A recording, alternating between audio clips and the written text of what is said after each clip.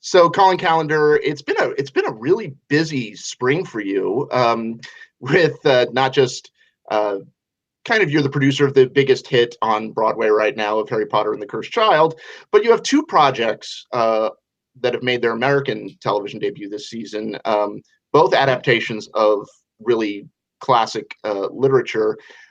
First of all, Well, I should say we have coming up just after the summer a third, which is Richard Eyre's film of King Lear with Anthony Hopkins, Emma Thompson, and Florence Pugh and Emily Watson, which we did for the BBC and for Amazon in America. Wow. So when you're choosing projects, what draws you to specific projects before we get into the specifics of them?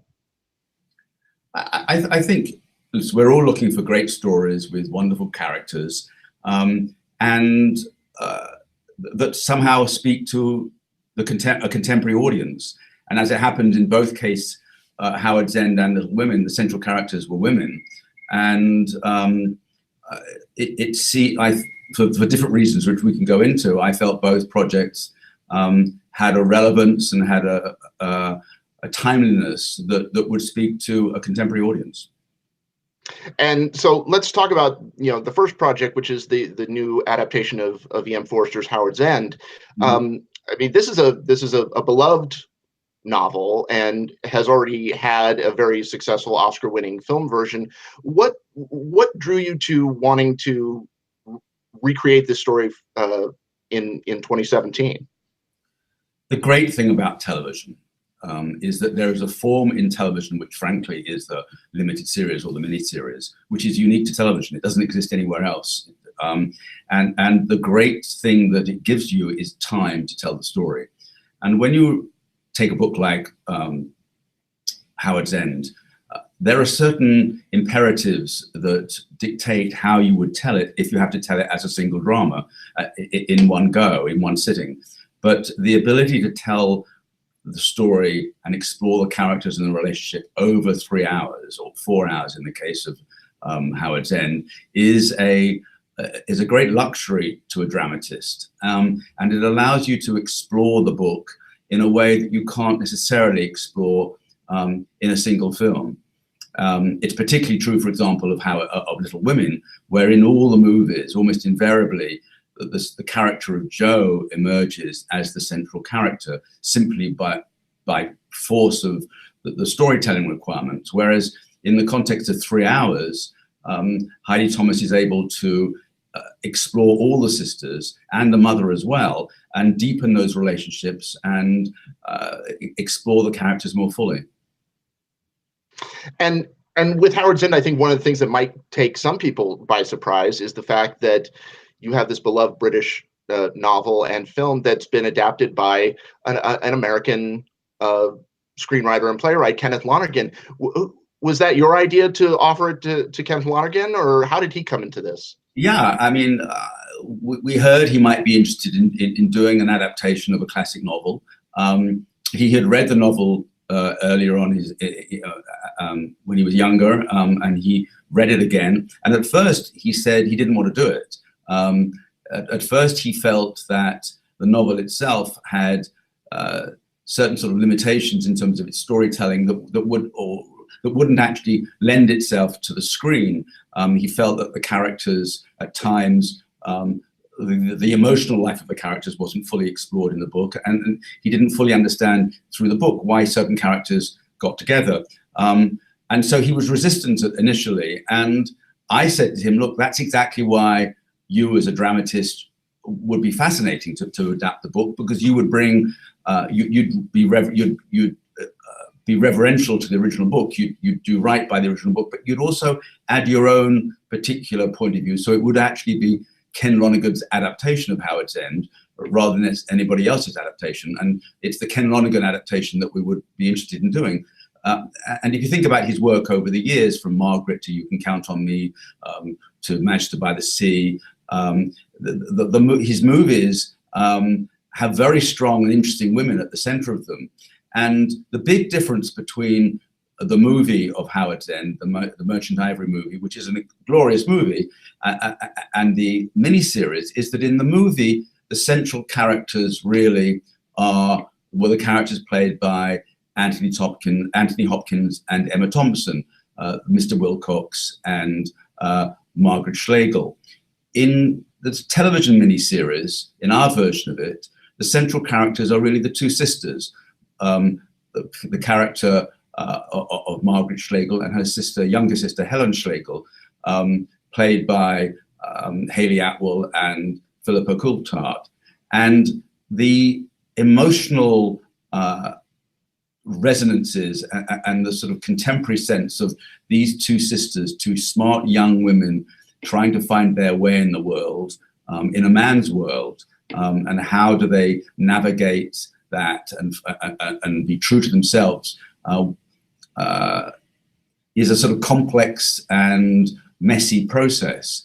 And, you know, as a father of two teenage daughters, I related to that. I could see in my own daughters some of the things that the Schlegel sisters would go through in the book.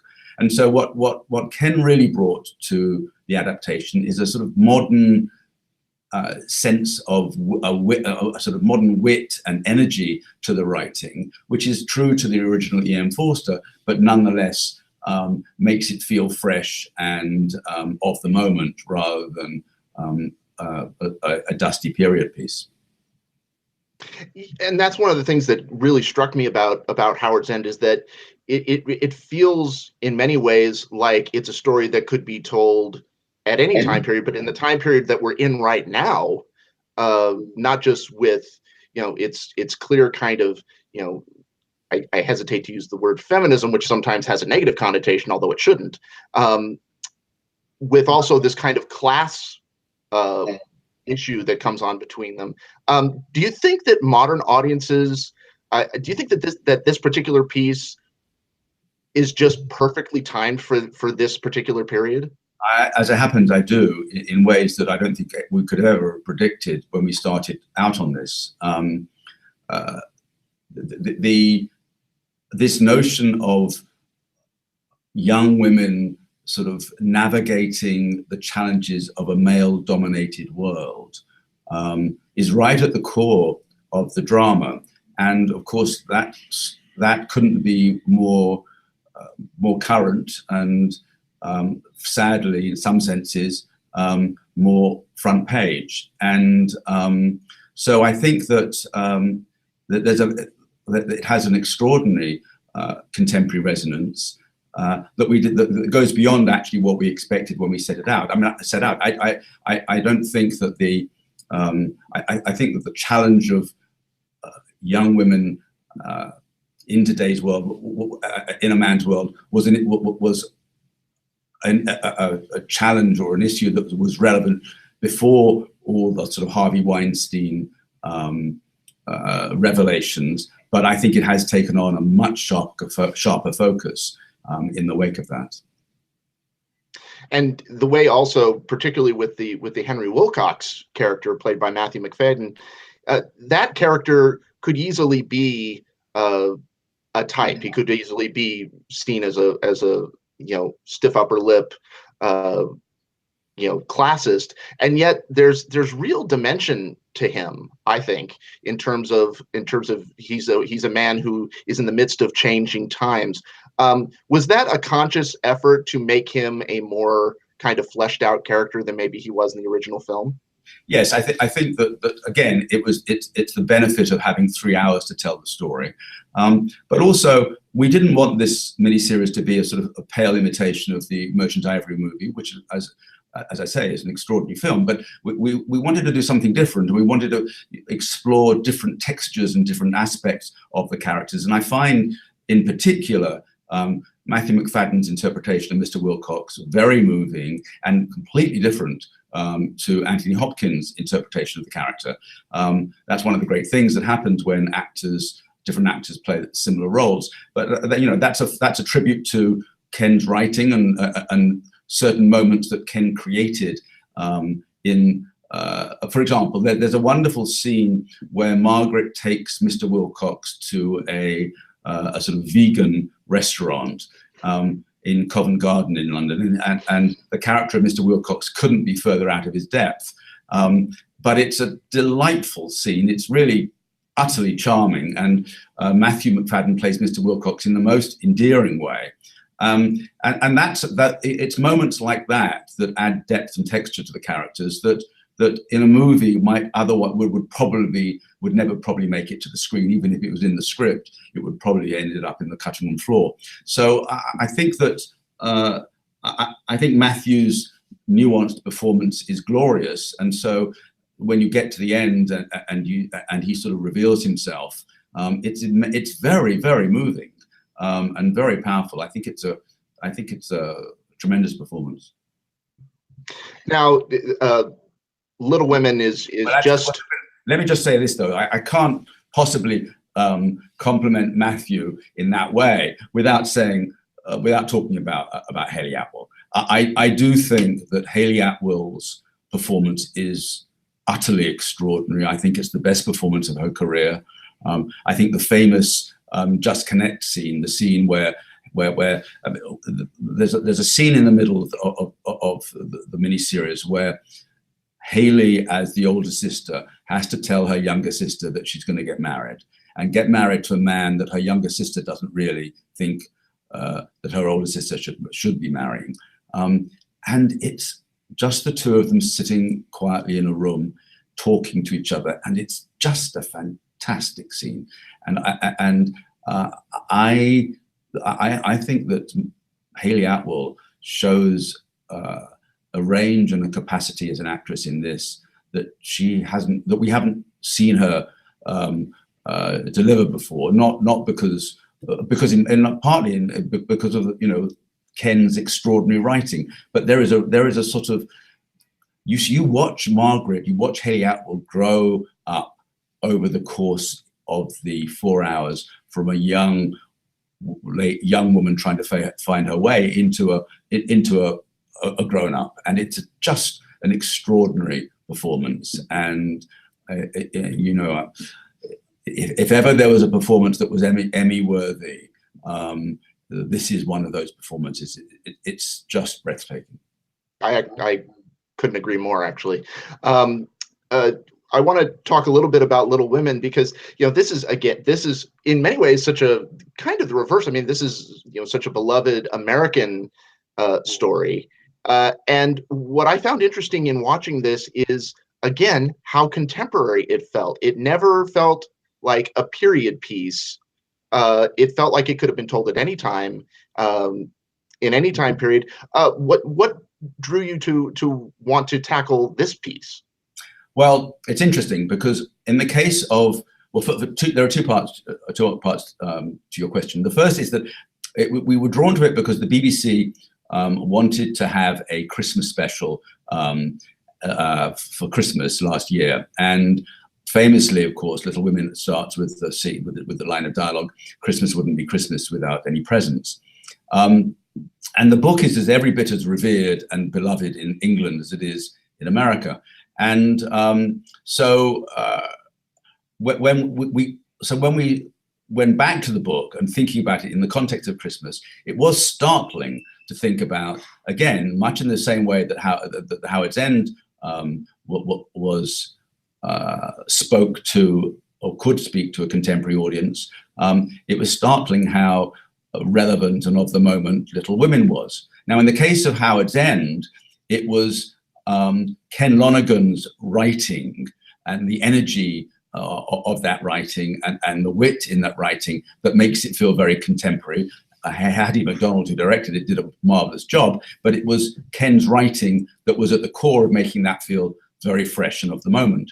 In the case of Little Women, it was adapted by Heidi Thomas, who is one of England's most revered and august television series writers. Call the Midwife is probably the most successful television series on TV in Britain.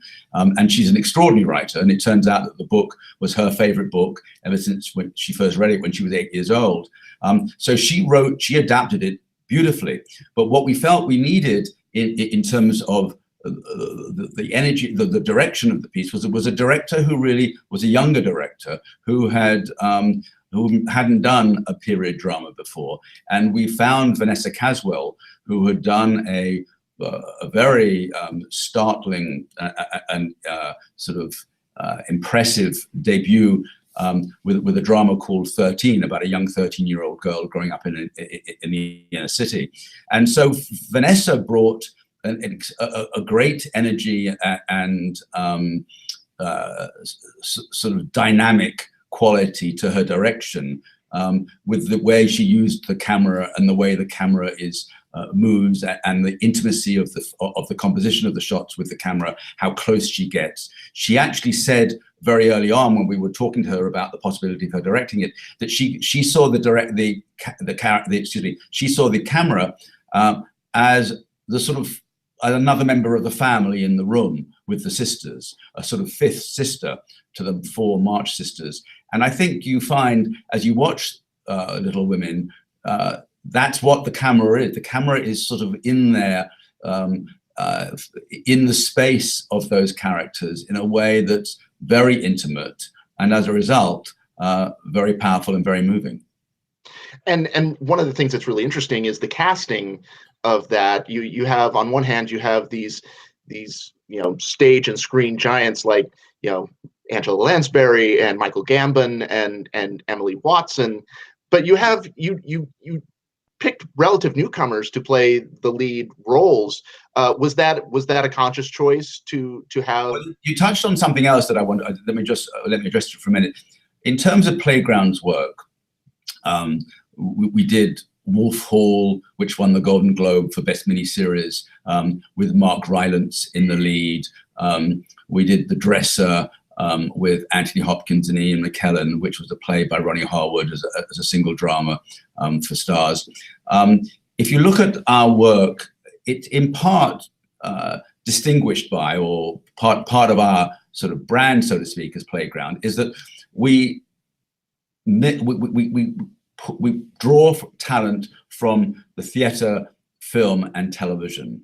And part of the fun of what the work we're doing is getting those groups of that talent from different places working together. It happens to be true that the very first thing I produced as a producer was Nicholas Nickleby, which won the Emmy back in the day for Best Miniseries against Winds of War and Thornbirds. And that was an adaptation of a Royal Shakespeare Company 9-hour stage production of the Dickens book made for television. So that right there was a sort of mix of theatre and television. And then obviously during my days at HBO, with things like Angels in America that Mike Nichols directed with Meryl Streep and Al Pacino, that was another example of a mix of a film director, a stage play, movie actors working on television. So that's a sort of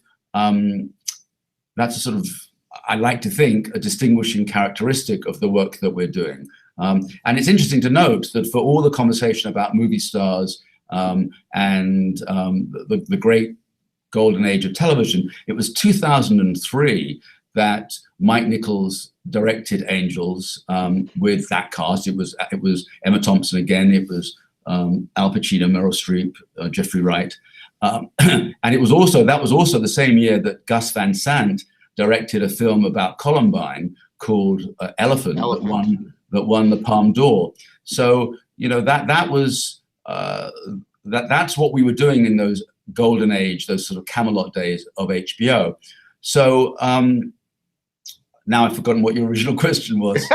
You know what? That works for me. But one of the things it's really important. It seems like one of the through lines through all of your work, because you come from the theater and you've worked extensively in television and you kind of straddle both worlds, is that you're not necessarily interested in just like the stars headlining your pieces. It's about getting the right people, whether they be from the stage, from the screen, or have relatively little experience.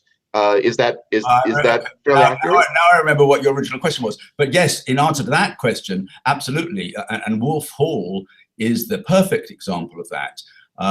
We waited over a year to get Mark Rylance to play the central role of Thomas Cromwell. Now, I knew that in England, Mark Rylance is is revered as a stage actor, and certainly amongst the Broadway community, he's a multi-Tony Tony winner in America. Within the Broadway community, he's widely known, but he certainly wasn't widely known within the film and television community. But I felt that he had a quality that would work at the center of Wolf Hall. In fact, the fact that he wasn't known allowed that character, Thomas Cromwell, to be more mysterious, because the audience who came to it didn't really, there was no baggage that Mark Rylance brought to the screen, so the audience wasn't quite sure who he was. And so the journey that they go on as to discover him was that much more interesting. But we did get the BBC to agree, and PBS, to wait over a year to get Rylance, because he was actually acting on Broadway at the time. I remember now, going back to Little Women, yes, part of the fun of Little Women was the marriage of the what I call the royalty of British acting and this wonderful ensemble of young actors. It was particularly interesting because here on the one end, one side, you had Maya Hawke, who is Uma Thurman and Ethan Hawke's daughter, 19 years old, never played on screen before. Her first screen role, she was in Juilliard when we found her. You have Maya Hawke at one end of the scale, and you have Angela Lansbury, who is a sort of an icon at 92 years old, at the other end of the scale, having been nominated 18 times for an Emmy and never won an Emmy through the whole of all her television work. Has never won an Emmy. So we're going to try and correct that and see whether we can help her this time round get that. But it was a lot of fun, and we had agreed with the BBC and PBS that we would look for 4 really exciting young American actresses to play the March sisters, but that we would cast the older characters, as I say, with that wonderful British royalty of actors who, you know, always deliver extraordinary performances, even if they're very, very small roles. I wanted to ask, you know, we're in such this interesting time of, you know, you have programs with the BBC and Stars, you have, you know, the BBC and PBS, and now you have King Lear coming to Amazon later on. With your background at HBO, how is the landscape different? Do you think it's good? There's some people that say that it's too much to have all these services. There are other people who say now there's more opportunity. Where do you come down in that argument? Well, I certainly think that it's great to have more opportunities. I think it's great for the audience, because I think that more niche programming can reach a wider audience, or a wider audience can find programming that it would not otherwise have found before. So I think that the sort of the tsunami of SVOD commissions, I think is great. The challenge, I think, is that the talent pool doesn't expand at the same rate as the various platforms expand. And I think that the challenge is always finding great writing, and that, you know, if you don't have the script, if it's not on the page, it's not on the screen. And I think that that's the biggest challenge, because writers and actors and directors are, you know, there are many more opportunities for them, and so that the talent pool is spread more thinly across the various projects being made. But I think that the increased opportunities is great for the audience and great for the industry. I'm sure it will sort itself out. I'm sure there'll be fallout along the way. I'm sure that certain editorial choices that certain platforms are making now will change over time and will evolve. But I think, particularly for British for British producers and creative teams, I think there are more opportunities now than there have ever been, and I think that is genuinely very exciting. Well, you know, best of luck this year on the Emmys for Howard's End and Little Women. They're both just wonderful, wonderful achievements. And Colin Callender, thank you so much. Thank you. Thanks. Thank you for your time.